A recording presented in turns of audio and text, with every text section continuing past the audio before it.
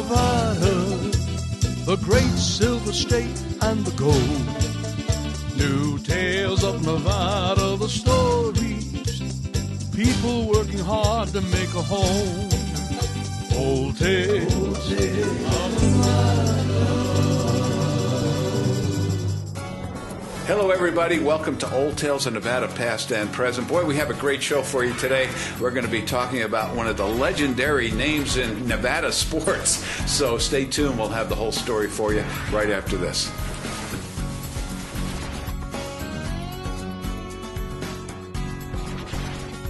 Hi, I'm Hugh Roy Marshall from the Marshall Mint, Virginia City and Reno, Nevada. Come to introduce you to the Let 'em Run Wild Horse Mustang Series. Which depicts the Wild Mustangs herd running free, mare and its foal, the Wild Mustangs fighting for love. These ingots are a limited edition double-struck product on 1 troy ounce 3-pine silver and are only available at the Marshall Mint, Virginia City or Reno, Nevada. Get your piece of history today. All of us at Shoeman's Custom Cycle are ready to get you and your Harley ready for the road. From oil and tire changes to high-performance engine upgrades and dyno tuning, we at Shoeman's have got you covered with experienced factory-certified mechanics and a full-service machine shop loaded with parts and accessories. Shoeman's Custom Cycle has been serving Northern Nevada since 1988, so ride on down to Shoeman's Custom Cycle at 275 East 4th Street in downtown Reno. Shoeman's Custom Cycle, we're the biker's bike shop.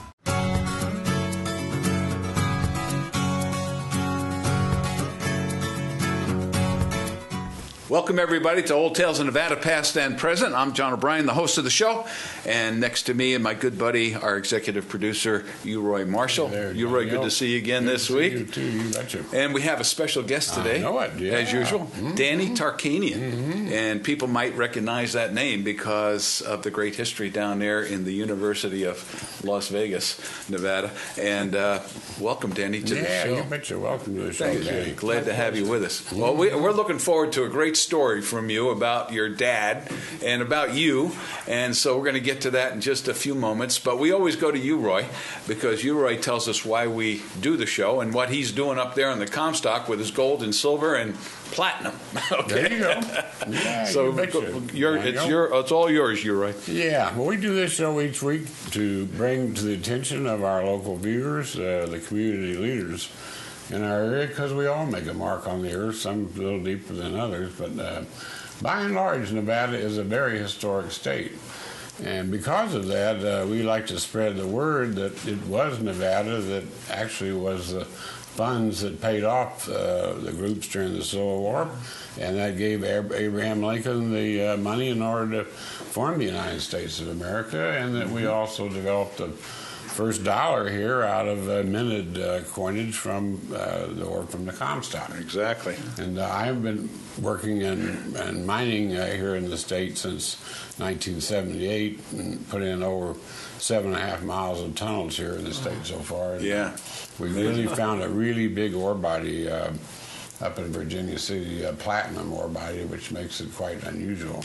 Yeah, it's amazing. They took so much gold and silver out in the early days, but there's probably just as much there now or more because we've been able to find it with new technologies, right? Yeah. So you're sitting right on top of it, right on top of it, and getting ready to use it and extract it. And then extract it, yeah. Yeah, it's an amazing discovery.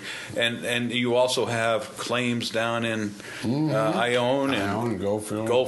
So Nevada is still right up front with all the gold and silver and precious metals, right? Yeah. You're right. Well, it produces 10% of all the gold that's produced on the planet each year. Wow, that's which amazing. Which is a $15 billion a year to $20 billion a year business here in the state. Yeah, so mining has been a very important part of our history for many, many years. It's got a great future ahead of us, too. Oh, yeah, with the technological advancements and the people and companies that are going to move to our area.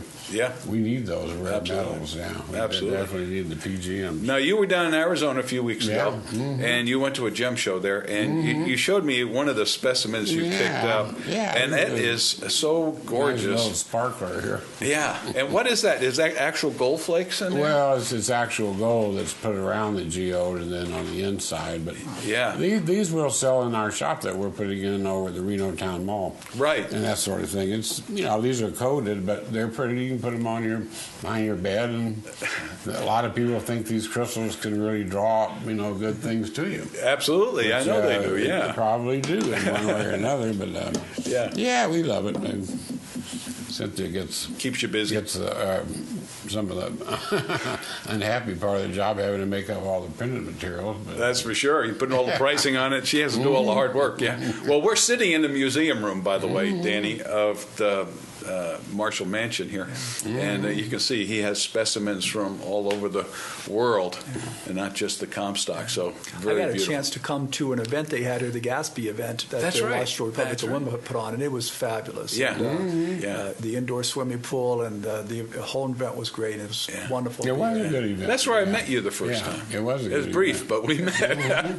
Well, listen, Danny, glad to have you on the show. You betcha. And let's talk about you. You know, your dad is a legend here in Nevada with the basketball program down there at UNLV, and you were one of the children of the family there of 4. You told me, but let's hear about you. How did it all start for you, and how did the family get to Nevada and all that kind of thing? My mom and dad had a wonderful evening, and they created me 9 months later. In Redlands, California, I was born. My dad was coaching basketball at Riverside City College at the time. Okay. He had great success in junior college and ended up going to Long Beach State.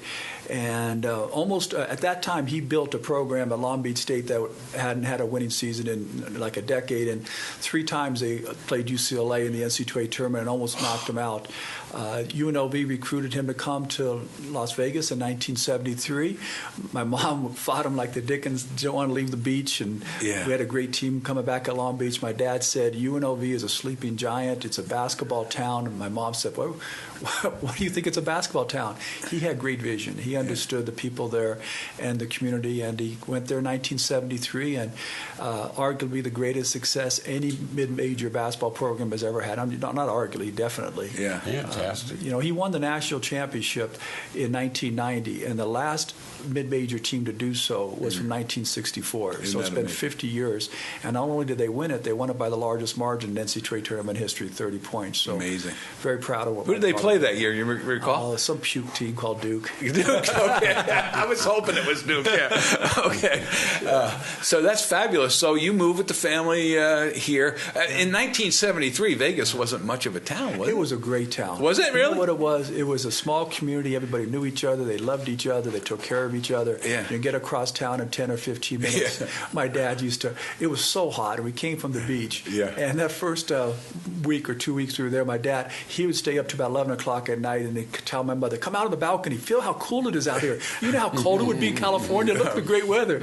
Only he could figure out 11 p.m. was the time that he could brag about the weather in Las Vegas. Yeah, because I've been down there when 11 o'clock at night, and it's 110 degrees sometimes, So you went to grammar school and all that kind of thing. And did you play basketball yourself or what? Yeah, I played. I did. But in high school, I played basketball and football. But the really interesting thing was we played in the state championship game. I was at Gorman High School. We played Reno, and Reno was undefeated. Oh. And we were undefeated. And it was the hardest hitting team I've ever played against. They had a linebacker named Gray, and I don't know if they have anybody in Reno watching this show, but boy, I respected that guy. He knocked me out so many times. Oh. And we won in a very close game, and I always had a great respect for Reno. My dad did too. Super. So when I finished high school, I was all-state in basketball, and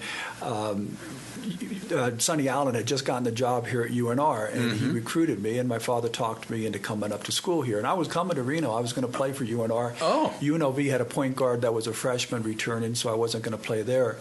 And the week I was supposed to come up to school here, Sonny Allen, at the last minute, his son Billy Allen changed his mind from going to Missouri to come to school here at Reno. And many of you that follow UNR basketball know what a great point guard Billy Allen was. Oh, okay. So because Billy came and I was playing his position, I decided not to come here. My dad actually decided for me. Like he normally did. It worked that way. And so I went to junior college for a year in Dixie Junior College, and my dad dad's point guard that had started as a freshman ended up breaking his neck. Oh. And he didn't play again. And my dad had his worst season ever. They was 16-12. They needed a point guard who can come in and pass and play defense and dribble, but not shoot. That was me. You weren't allowed to shoot.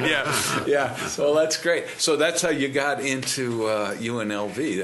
That's quite a story. Yeah. And the greatest achievement I believe I had, my dad for 5 years hadn't made the NCAA tournament because the NCAA put UNLV on probation for 3 years, and the next 2 years we didn't make it.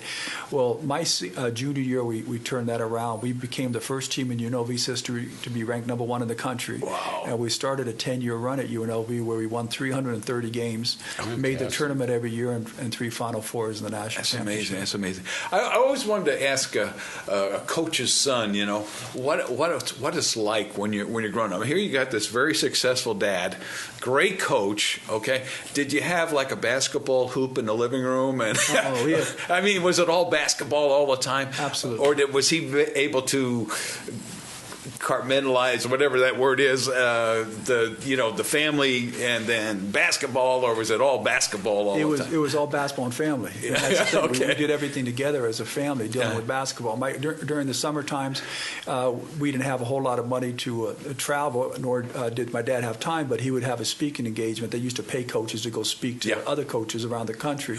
So we'd get an RV and would jump in as a family and would take 2 weeks to go up to Flathead Lake in Montana. Yeah, love it. Back. And the greatest thing about it is we have much more money now as a family. We go to Hawaii and nicer places. Yeah. You ask every one of my siblings, the greatest times we ever had was in that cramped RV, sleeping out in one of those KOA sites. It was wonderful. At Flathead Lake. Yeah. I used to go up to Flathead Lake all the time. I used to have relatives up there. We used to fish up there and had a fabulous time up in Montana, In fact, I spent 20 years up in Montana. Yeah. He now, did all your siblings get involved in basketball in one way or another, or was it they you all go different directions? Well, they all. We never missed a game. In fact, there's a story that I wrote a book on my father, which is going to be published next year. And one of the things I wrote in it, my mother said, "How could you remember that?" Because we were so small. But we were in Long Beach. My mom got mad at my dad for something. She didn't go to a game. I think it was actually in junior college at Pasadena City College. But anyways, we went to every road game. Yeah. She got mad at him once it didn't go, and so I remember listening to the game on the radio, and we would lose at halftime. My mom said, "Oh, the kids, get in the car."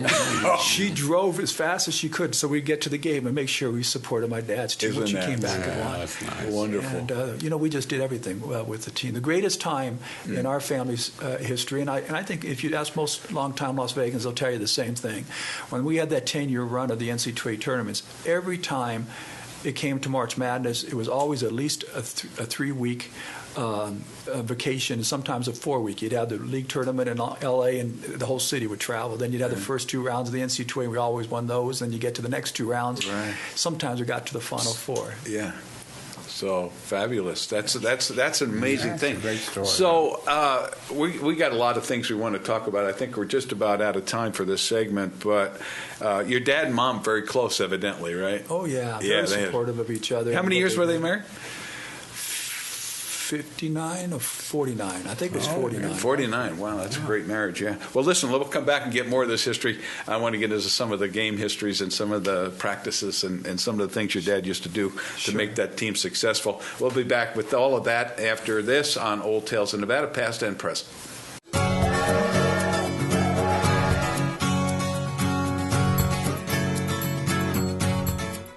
Buy Nevada First Gift Shop and Visitor Center at the Reno Town Mall is the place to buy local Nevada-owned products. There is over 4,000 square feet of unique items to choose from. Art, jewelry, books, music, inventions, clothing, candy, pottery, toys, even Nevada-made wine and more. Why, you can even purchase a gift basket full of Nevada-owned products. Buy Nevada First Gift Shop, located at the Reno Town Mall, 4001 Virginia Street in Reno. Buy local first.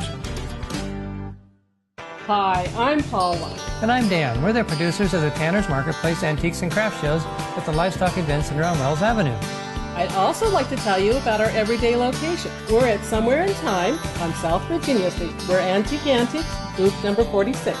You'll find paintings by Nevada artists, collectible glass, vintage jewelry, Native American jewelry and baskets, antiques and unusual to unique items. Find it all at Antique Antiques inside Somewhere in Time at 1313 South Virginia Street. Come see us.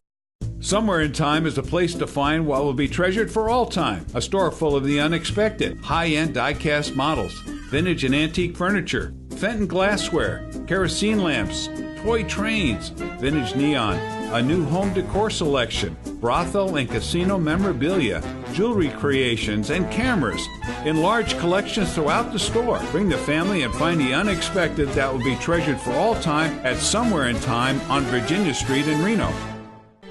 Boutique Elegante's Winter Super Sale is on now. Get 30 to 50% off all winter fashions, sizes up to 4X. Shop while the selection is great. That and so much more at Boutique Elegante, Lakeside Court in Reno. Boutique Elegante's Winter Super Sale is on now. Get 30 to 50% off all winter fashions, sizes up to 4X. Shop while the selection is great. That and so much more at Boutique Elegante, Lakeside Court in Reno.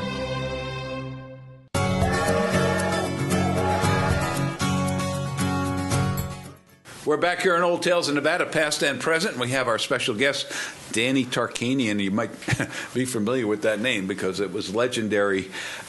What years were your dad there? He was 31 seasons or something? No, 19 at UNLV, 31 total. He was there from 1973 until 1992. Oh, 92 is when he... wow.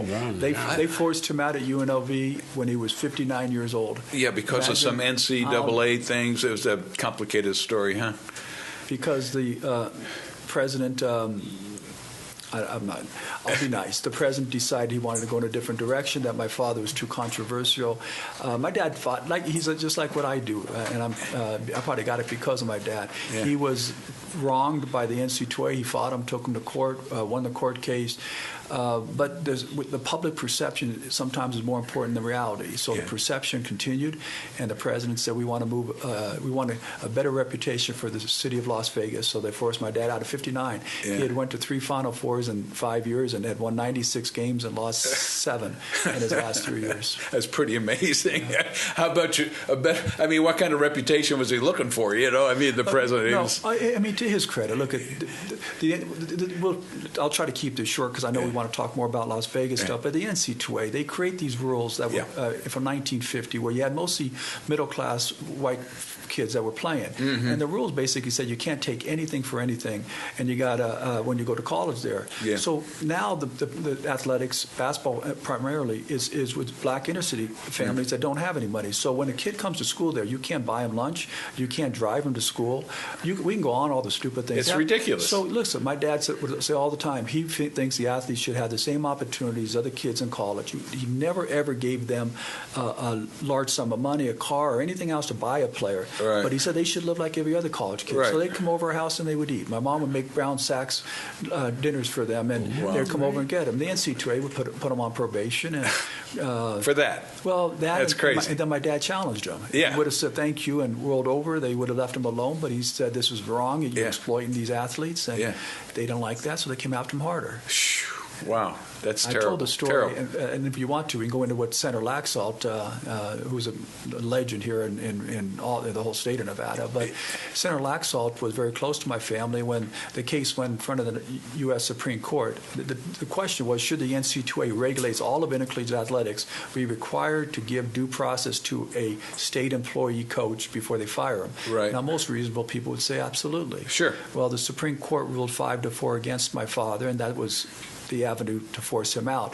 But Senator Laxalt wanted to be a co-counsel for us at that hearing. He said he was involved in 3 appointments of the Supreme Court, and my dad's attorney declined his offer. We ended up losing by 1 vote, and Senator Laxalt told my mother later that he wished he could have been there. He thought it would have made a difference. Yeah, just had that warm and cozy feelings with those justices. Yeah. Well, that's a sad end to it. But boy, I'll tell you what, he certainly had his good years and great years. Legendary years there at UNLV. You were there. You were right on scene. You were the lead guard, weren't you? Yeah, from 1981 to 84, and then they just got better after I left. Yeah, we started the foundation. The foundation's the hardest thing to build. Yeah. But once it got it going, they had some wonderful teams. So let's talk about this a little bit. So UNLV was in pretty bad shape basketball-wise until your dad got there. But your dad had this successful track record taking these losing teams, whether it be Long Beach or the junior college teams, and taking them from nowhere and making them, these huge success. So what was it? What makes a coach like him unique? Musselman up here has a successful program. Duke has a successful program because I think the coach is so great. But what makes the coach so great, like in your case? First of all, you look at certain major programs. Duke's won before Coach K was there. They didn't win as much since Coach K's been there. He's done better than anybody. Yeah. But it's a great program. Same with UCLA. UNLV never won, neither did Long Beach, before or after my dad left. He had a unique ability first to recruit and relate to the inner city athletes that were dominating sports at that time, and not the ones that were from good families that would go to the Dukes and the UCLAs. What my dad did was he recruited the guys that had problems off the court. My dad, when he was growing up, he was a troublemaker. First of all, it took him 8 years to graduate from college, and it would have took longer, except he met my mother, and she finally pushed him through. and he was always doing practical joke things or stuff that could get you in trouble. So he understood, you're a young kid, you're in a tough environment to some of these inner city athletes. So he took a chance on them, and most of them paid off. Some of them didn't, and he got criticized for the ones that didn't. But they didn't talk about all the 10 times as many of the ones that actually turned their lives around and are making great careers for themselves.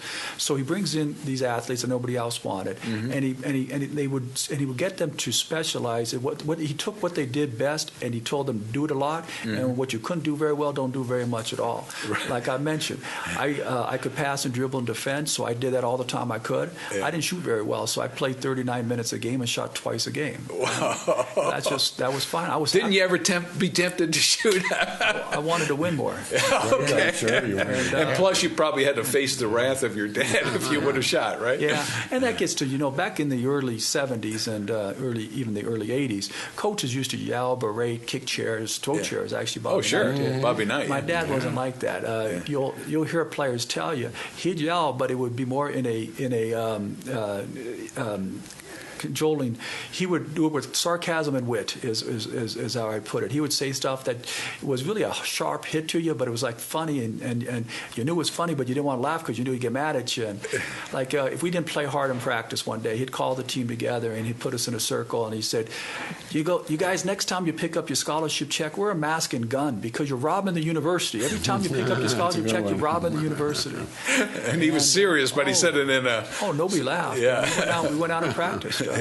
He was really great at that. So when you ask what was his success, I think, one, he can relate to the players that were great at that time, the ones that had problems that nobody else wanted. Number two, he can get them to mold together as a team, specializing in what they did really well. And third of all, he got the most out of them because he knew how to relate with them with his sarcasm and wit as opposed to berating and demeaning them. Yeah, well, that's a fabulous way to go. Made a team out of them. Now, after the program started to be successful, what happens? Do players start approaching UNLV and say, "Hey, I want to play for your team," or are there NCAA rules that say a coach has to approach the player? No. That's a great statement. I know I've been in a lot of interviews. No one's put it that way, and you're absolutely right. What happens is when you're first starting off, you're begging and cajoling players to come and play for you. Yeah. And then once they see the success, and the way UNLV played, they ran up and down the court. All the real athletic kids wanted to play. Yeah. At the end of my father's career, they had all the top inner city players wanted to come to UNLV.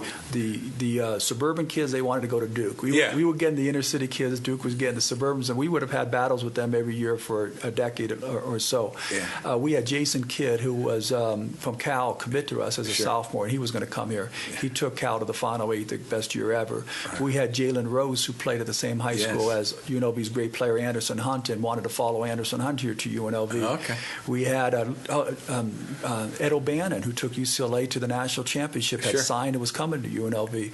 But when they forced my dad out in 1992, they all went to different schools. Yeah. If my dad was able to remain at the coach at UNLV, we would have been in another half dozen Final Fours and won another. Yeah, because what was his age when he was forced out at 92? He was 59 years old. 59 years old, so he had a lot of time left to coach. In fact, he went on to coach at a different school, right? He went to Fresno State and coached 7 years there, yes. 7 years there, yeah. But he could have coached another 15 years at UNLV. It's a lot harder when you're at a school trying to start up again at that age than when you have the program going and players are wanting to come there. You're right, yeah.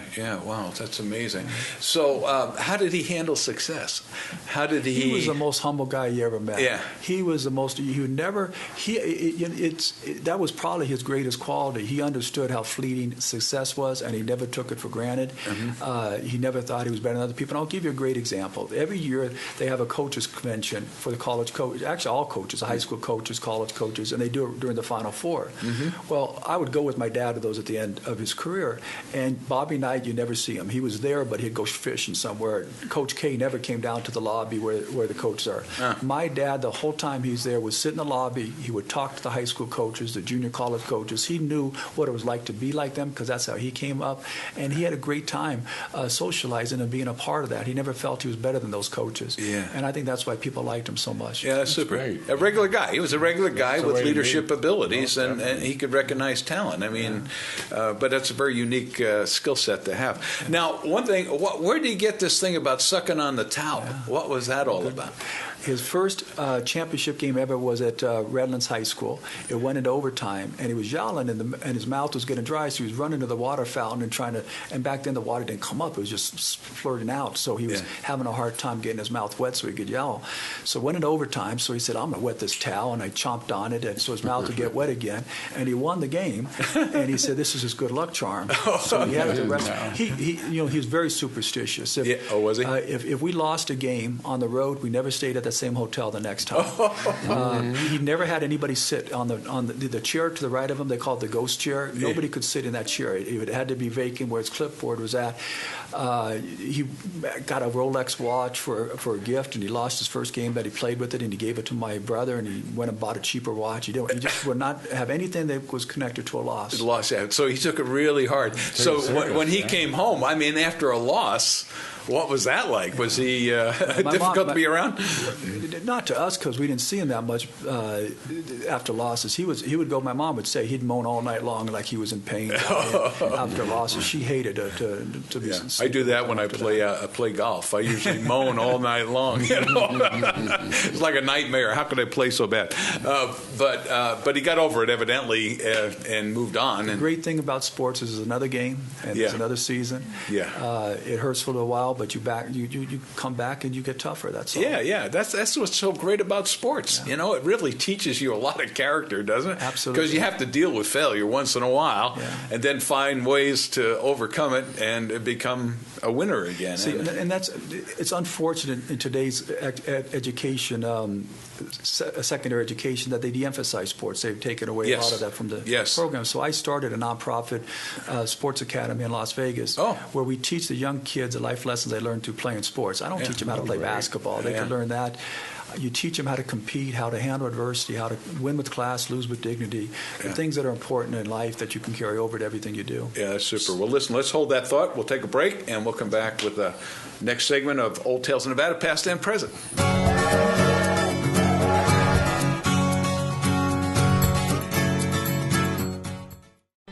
Boutique Elegante's Winter Super Sale is on now. Get 30 to 50% off all winter fashions, sizes up to 4X. Shop while the selection is great. That and so much more at Boutique Elegante, Lakeside Court in Reno.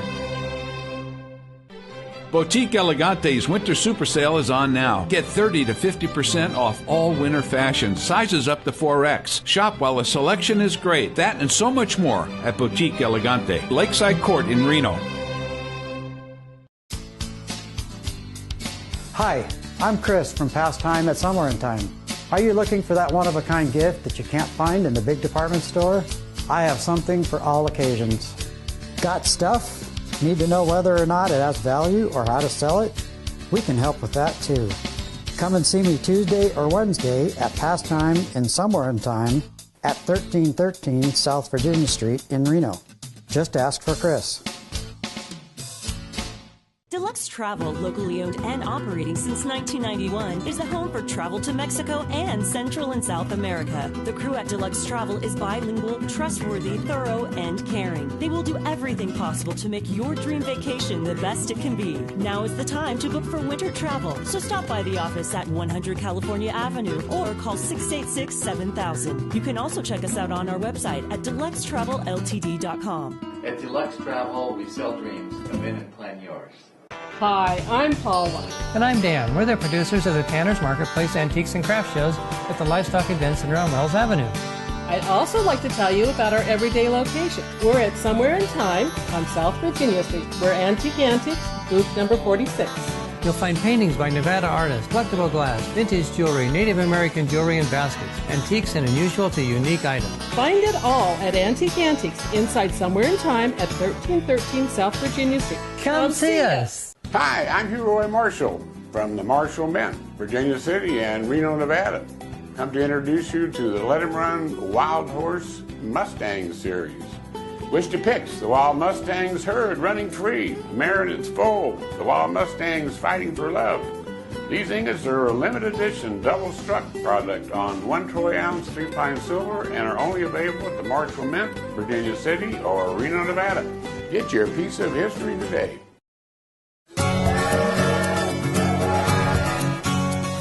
We're back here in Old Tales of Nevada, past and present. Just to remind everybody who we are, I'm John O'Brien, the host of the show, and you, Ray Marshall, our executive producer and co-host of the show, and our special guest, Danny Tarkanian. And great story about your dad and how he developed that program. Every place he went, he was successful, you know.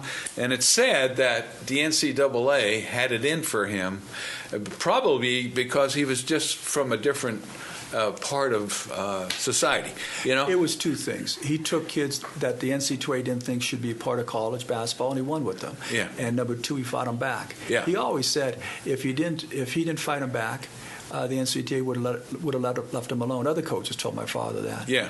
Well, the NCAA, as I think of the NCAA, are a bunch of very wealthy folks who have no connection really to what a blue-collar family goes through to even bring a kid to the level of being able to play, and they don't like coaches like that. And I think we have a politician in the White House that has that same kind of personality, perhaps, that your dad's had. And people don't like it. It's not polite enough or elite enough for a lot of folks. Do you feel that way? Well, I mean, certainly the NCAA is a bunch of elitists, and the people who run Washington, D.C. are a bunch of elitist establishment people. Yeah. My father fought the elitists, mostly because they came after him. It wasn't like he was picking the fight, but he went back down, which I have tremendous respect for. Yeah. Donald Trump's not backing down. I have great respect for that. Yeah. Donald Trump has a different personality. Yes. My dad wouldn't have survived saying some of the things that President Trump does, but it's worked for him. Yeah. So if you buck the trend and you take a different path, you might say, to success, and it's unlike others, then people don't get it. They don't get it. Isn't the biggest problem in our society is people like that run the establishment? They run a certain organization or maybe the country, and they feel they're better than everybody else and that they deserve special privileges, special benefits. I mean, why isn't the Senate that passed the Obamacare bill on the Obamacare program and making everybody else do that? And they feel that they're better than us. Yeah. And it's the same that we thing can't figure it out. and I think that's why we elected a person in Washington, D.C. to change that. Yeah. There you go. So your dad leaves UNLV at 59 years old. Did he take a break there before he started coaching? He had the again? shortest NBA coaching career ever. He went to the NBA. Which team? San Antonio Spurs. And he had a team that had a chance to win the NBA championship his first year, but 4 starters that were on that team when he first got there were not playing after his first week of coaching. One was traded and we got nobody in return. The other ones got hurt. But anyways, he started off very slow. He was 9-11, and he kept complaining to the general manager that we needed a point guard. And when you're a college coach, you make the decisions of who you plays and who you recruit. Yeah. In the NBA, it's different. The general manager gives you the players and you play with them. My dad didn't like that and didn't like losing. Yeah. So he went public with some criticism, and they ended up firing him after 20 games, which was the best thing that ever happened to him. He was very lonely in San Antonio. I would go visit him, and you can see how lonely he was in his eyes. Yeah, yeah. So it was good that he left, and he came back to Las Vegas for 3 years, and then he got the job at Fresno State. Okay, Fresno State. And Fresno State, like you were mentioning, was another loser, right? Yeah. Until your dad got there. They had, I believe, 3 winning seasons in the 15 years before my dad got there, and only 1 tournament appearance in the NIT. Yeah. And my dad went to the tournament every year, won 20 games, and I went to the NCAA the last the 2 years. Isn't that amazing? Yeah. But it was a tough gig because unlike UNLV, where the recruits were coming to him, he had to go find these guys, right? So it makes it a lot tougher. Well, it's different. When he started off at UNLV, I think he was in his mid-30s, and you know how much energy you have in your mid-30s. Yeah. Boy, by the time he was at Fresno, he was in his 60s, mid-60s, I believe, and it's a lot harder to work that hard and what it takes to build a program. Yeah. But look, we had great success there. Yeah, it sounds like it, yeah. But the NCAA came in and put him on probation because some players got some free rice bowls. That's crazy. Tamagotchi rice bowls started and ended my dad's last investigation with the NCAA. Unbelievable. That's what drives me nuts about the NCAA. I mean, let it be real corruption before you stick your head in there and make trouble, you know. So after he left Fresno State, he just retired then? Yeah, he retired, and he had a radio show in Fresno that he did for, I think, about 3 years. And he really enjoyed that. Yeah. And for a guy that was busy all your life, you need to stay busy. Yeah. And once, this is hard to talk about. So anyway, so once he quit the radio show or stopped the radio show because it was in Fresno, and so he quit that, stayed in Las Vegas, and he didn't have much to do, so his health deteriorated. Yeah, isn't that the case? Quickly. Yeah, we find that. I find that to be true because I'm at that age, you know, of retirement, and I have fellow friends that retire and they're not doing anything, and their health goes away. You got to stay busy. And men need to be busy, I think, you know, and women too. My mother. My dad passed away right before my mother's term ended in the city council, and she was going to not run again. And we talked her into it. We said, you got to run it again, stay busy, and she did. And because of that, her mind's sharp, her body's good. Yeah, what's her age? She's, I think, 84 now, 83, 84. And she's on the city council there? Yeah. Amazing. Yeah. That's got to be quite the job. It's just, and she works her tail off. And most people say, why would you want to do that? But you know what? It makes her mind sharp. It keeps her healthy. Yeah. Worst thing that happened to my dad was retirement. Yeah. So don't retire, Roy. Whatever you do, don't retire.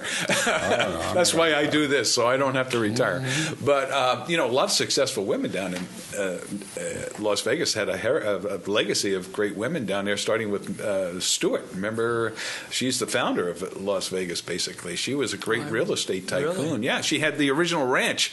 Wow. And then she subdivided it and started selling it, and she was the first lady of Las Vegas. She had the water there too. Yeah, absolutely. Yeah, that was more important than She land. was a great business person. So your mom is following some great footsteps there, and evidently that's where you got your interest in politics then from your mom? Well, Senator Laxalt was my inspiration in college. He was friends with our family, and I just loved the way he handled himself. He was dignified, a statesman. He really was. You respected everything about the guy. Not like today's politicians. No. So they were close friends of the family? Yeah, very close friends.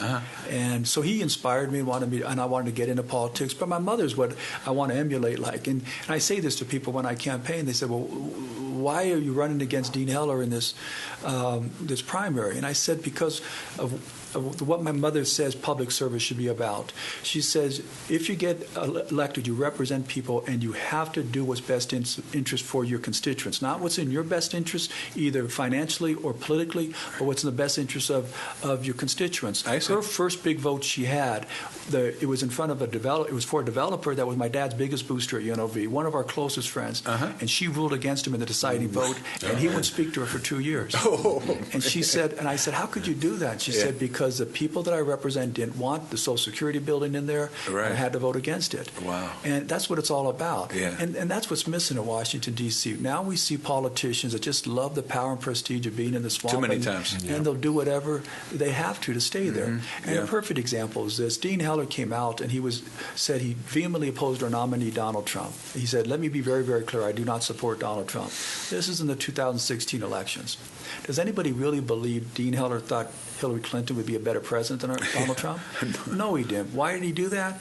Because he cared more about being reelected, and people would tell all of us running for office that if you didn't distance yourself from Trump, your political career was over. Yeah. He cared more about his political career than the best interests of the people he represented in our country. Yeah, yeah. And, well, your dad said it well. Tell us what your dad said when you were thinking about becoming a politician. Yeah, I told him I wanted to run for politics, and he said, why would you want to do that? The people that are the most successful are the ones that lie the best and have the most money to lie the most often. That's right. And I laughed at him, too, thinking he didn't know what he was talking about, but as usual, my dad was absolutely right. Yeah. Well, you've experienced some campaigns now. You've gone through, what, 3 or 4 already? Yeah, my opponents take shots that I've lost some really tough races. But every single race, I've had to run against the establishment candidate on the Republican side, like Dean Heller now, and then the establishment, well-funded candidate on the Democrat side. And every election, what happens is the establishment candidate, they take money from lobbyists, they vote for those lobbyist bills, they use that money, and they lie about you. Yeah. They lied, and they say things that are completely false and not true. So anyways, I sued the first guy I ran against for defamation. I won the first defamation lawsuit in the state's history for a politician in 2009. The last lady who just beat me by 1 point, I sued her because she used exactly the same words as I won the first lawsuit on. Wow. And I'm going to win that one too. But it doesn't. Are you an attorney by trade? I am an attorney by education. I don't practice much anymore. I do real estate work. Real estate work, yeah. You were a candidate at least for Rhodes Scholar, right? At UNLV, I was the school's first Rhodes Scholar candidate, and it was a nice honor. What was your score? What was your was it 4.0 or higher? No, back then I don't think you can go over 4.0. Now they have things where you go over 4.0. At one time was like the top you can get. Yeah, right. I think I graduated 3.76 or something like that. But a Rhodes Scholar, they take a combination of your grades, your civic work, and also your athletic prowess. Okay. Yeah. What's your best subject? What do you like? Is it math? Yeah, what did you your greatest interest and success as far as scholarship goes? I did well in math and finance, and the reason is my mind thinks like a black and white. I don't have a lot of creativity. I got black and white stuff and numbers. I can do those real well. It's not really fun or creative. I didn't terribly love it, but I was very good at that. Well, fantastic. So here you are. You are a Republican, right? Yes. And you're running against a Republican. That seems to be, and he's an incumbent on top of that. That seems like a real uphill battle. Well, I was recruited to run against Dean Heller by the Republican base here in Nevada after Dean Heller voted against the repeal of Obamacare after he had promised to veto it. So that's the big sticking point, huh? Well, they asked me to run because they felt they needed somebody. They wanted somebody in Washington, D.C. that supported President Trump and his America First policies and who didn't flip-flop on issues. And Dean Heller's flip-flopped on most of the main issues that people care about on the Republican base here. Yeah. Obamacare is one of them. He voted to fund Planned Parenthood after he promised not to. He said he was going to be tough on illegal immigration, and now he's one of the advocates to give citizenship to 14 million people. The base of the Republican Party, they were tired of somebody flip-flopping, and you didn't know how they were going to vote when they went to Washington. Okay. They know that that what I tell them, I'm going to vote for when I go to D.C. All right, let's stop there, and we'll come back for our final segment. You right, and Danny on Old Tales Nevada, past and present. Thank you.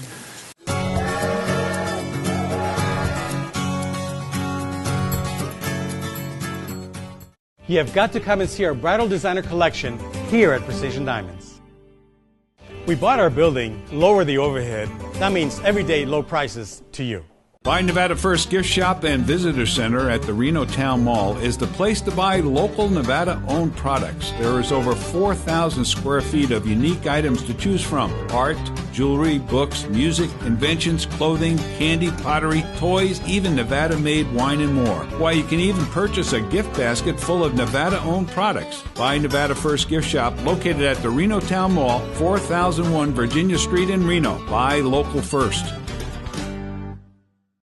Somewhere in Time is a place to find what will be treasured for all time. A store full of the unexpected, high-end die-cast models, vintage and antique furniture, Fenton glassware, kerosene lamps, toy trains, vintage neon, a new home decor selection, brothel and casino memorabilia, jewelry creations, and cameras in large collections throughout the store. Bring the family and find the unexpected that will be treasured for all time at Somewhere in Time on Virginia Street in Reno. All of us at Shoeman's Custom Cycle are ready to get you and your Harley ready for the road. From oil and tire changes to high-performance engine upgrades and dyno tuning, we at Shoeman's have got you covered with experienced factory-certified mechanics and a full-service machine shop loaded with parts and accessories. Shoeman's Custom Cycle has been serving Northern Nevada since 1988. So ride on down to Shoeman's Custom Cycle at 275 East 4th Street in downtown Reno. Shoeman's Custom Cycle. We're the biker's bike shop. Deluxe Travel, locally owned and operating since 1991, is the home for travel to Mexico and Central and South America. The crew at Deluxe Travel is bilingual, trustworthy, thorough, and caring. They will do everything possible to make your dream vacation the best it can be. Now is the time to book for winter travel, so stop by the office at 100 California Avenue or call 686-7000. You can also check us out on our website at deluxetravelLTD.com. At Deluxe Travel, we sell dreams. Come in and plan yours. You have got to come and see our bridal designer collection here at Precision Diamonds. We bought our building, lower the overhead. That means everyday low prices to you. Hi, I'm Paula. And I'm Dan. We're the producers of the Tanner's Marketplace Antiques and Craft Shows at the Livestock Event Center on Wells Avenue. I'd also like to tell you about our everyday location. We're at Somewhere in Time on South Virginia Street. We're Antique Antiques, booth number 46. You'll find paintings by Nevada artists, collectible glass, vintage jewelry, Native American jewelry and baskets, antiques and unusual to unique items. Find it all at Antique Antiques inside Somewhere in Time at 1313 South Virginia Street. Come see us. Boutique Elegante's Winter Super Sale is on now. Get 30 to 50% off all winter fashion, sizes up to 4X. Shop while the selection is great. That and so much more at Boutique Elegante, Lakeside Court in Reno.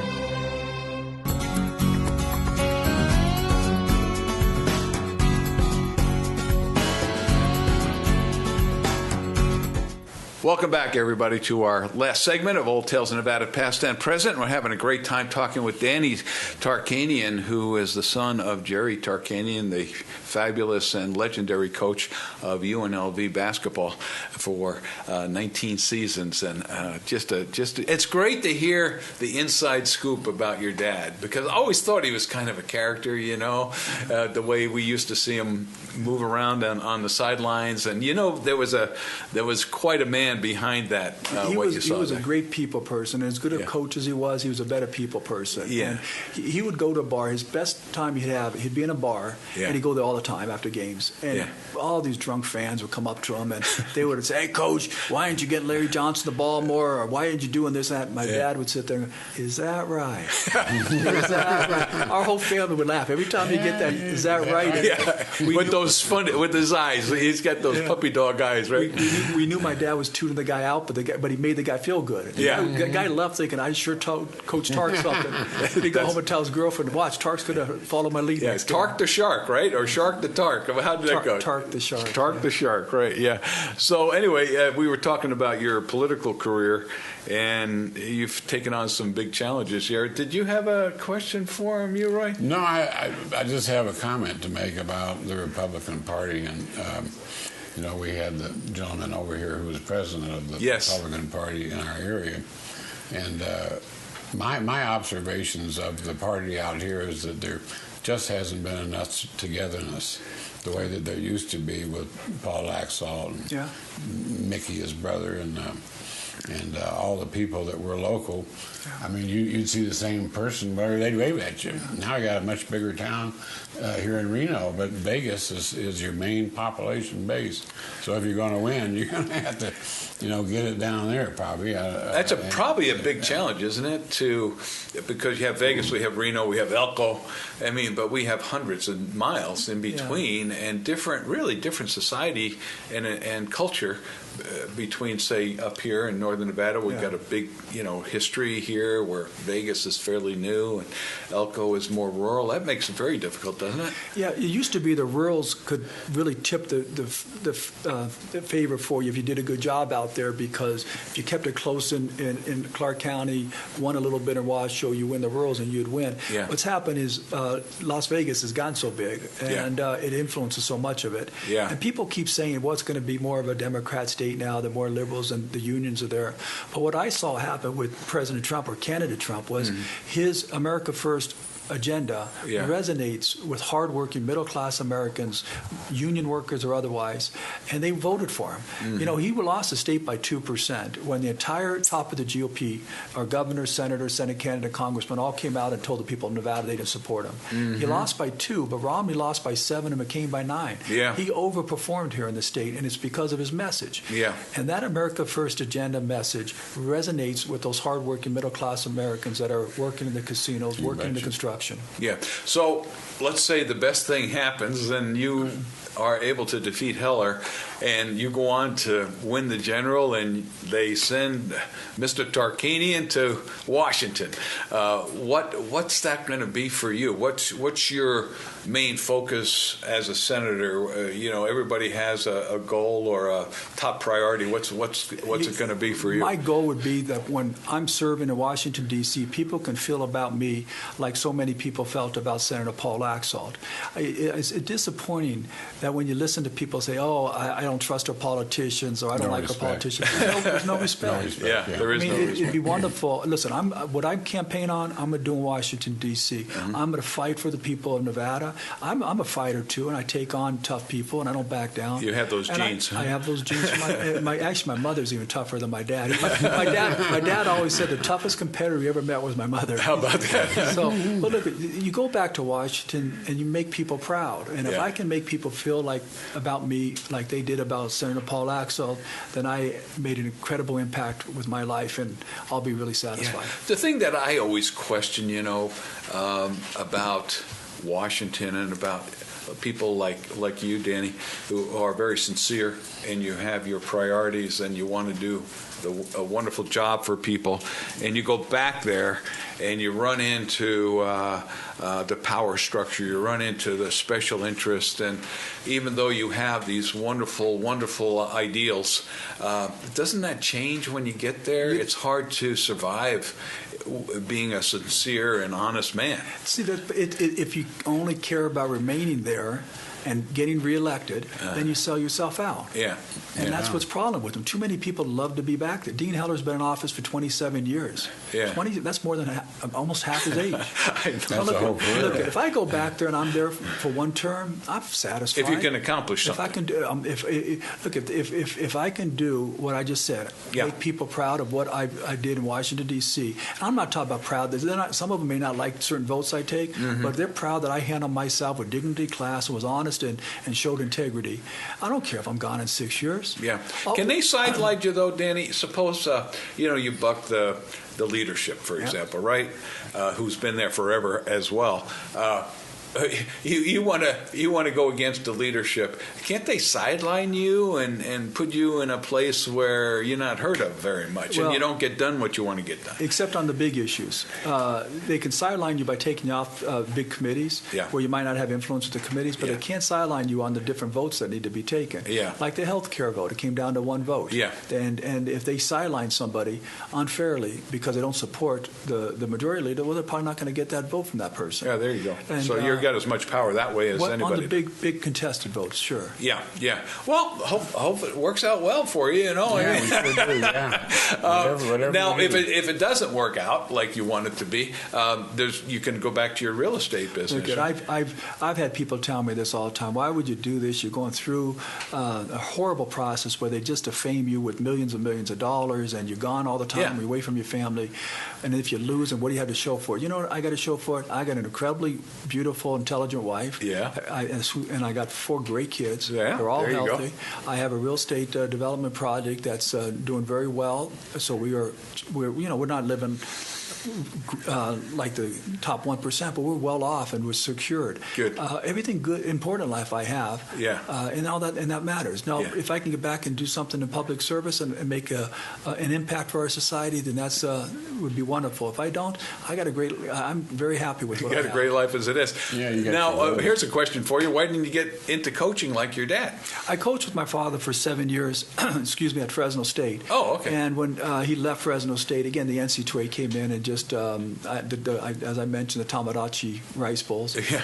It would have been very difficult for me to get a job. Really? Because I got the job working for my dad because of my dad and his reputation, and was going to carry with me if I tried to get a job outside of it. Yeah. Did you I just enjoy coaching, though? I enjoyed most everything. Yeah, Yeah. absolutely. You know, everything in life you like. There's some things you don't like in it, but the vast majority I did. The vast majority, I really enjoyed it. That's Great. super. Yeah, That's super. you Yeah. betcha. So, how old are your kids now? I have a 14-year-old daughter, Oh. and I have twin girls that just turned 13, and I have an 8-year-old son. Oh, super. And Now, my- are they in basketball and all that kind of My thing? oldest daughter just started playing basketball a year and a half ago, and Okay. she's pretty darn good. She's played varsity as a freshman. Wow. My son doesn't like basketball. In fact, I took him out to play basketball. He ran up and down the court twice, and he said he hated it, didn't want to play anymore. He was 6 at the time. Yeah. But I told him, I said, I got to change your name. I can't call you Jerry, because his name's Jerry Tarkanian. Oh. I said, I can't call Yeah. you Jerry Tarkanian if you don't like basketball. So I called him Bob for a week. I think, well, maybe that'll get him to want to like basketball. He wouldn't budge. He's got my dad's sense of humor, and I wanted. This is a funny joke. Yeah. So when he's 4.5 years old, I take him out to play soccer. I want him to run up and down the court, the field. So he does it a couple of minutes, and then he's crying and wants to leave. Yeah. So I put him in the car, and I say, "What's wrong? I hate soccer. I hate soccer."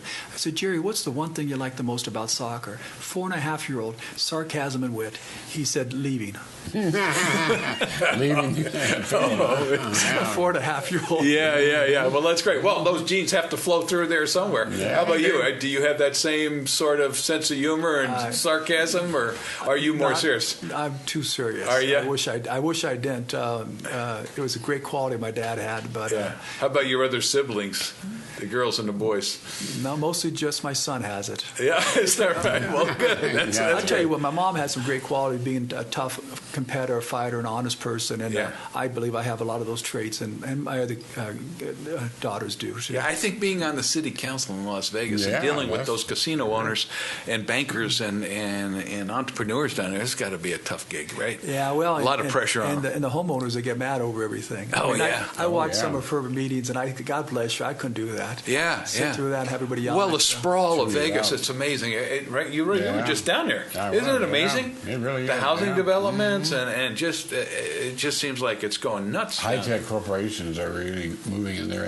Phoenix. Yeah. No, we're doing pretty good up here in the north. With bringing businesses. Understatement of the whole interview, huh? Yeah, great. Yeah, we're doing great. So it's wonderful to get those companies in here, and I know a lot of people had a problem with some of the tax credits that were given to them.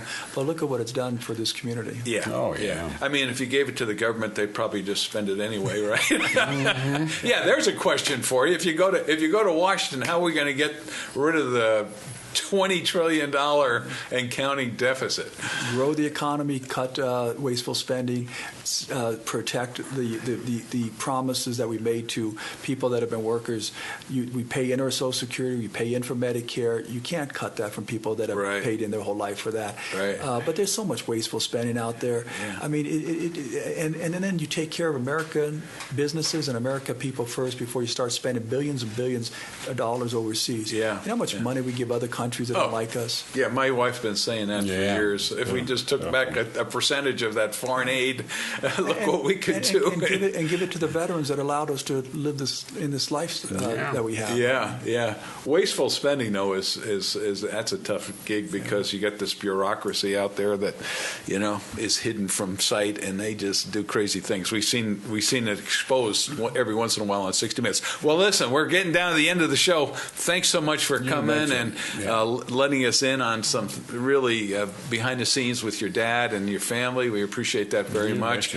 And whatever you do, whether it be politics or real estate, we wish you the best there as well. Thank you. With all sincerity, this was one of the most enjoyable interviews I've done. So thank you for having me on. Good. That's the way we want it. Well, we want to thank the audience for being with us as well. Thank you, Roy, for funding the show and being our executive producer for all these many years. And Danny, thanks so much. But in the meantime, we want to invite you back next week for another episode of Old Tales Nevada, Past and Present. And like I always say at the end of the show, and try to remember, have a great Nevada day. Yeah, have a great Nevada day.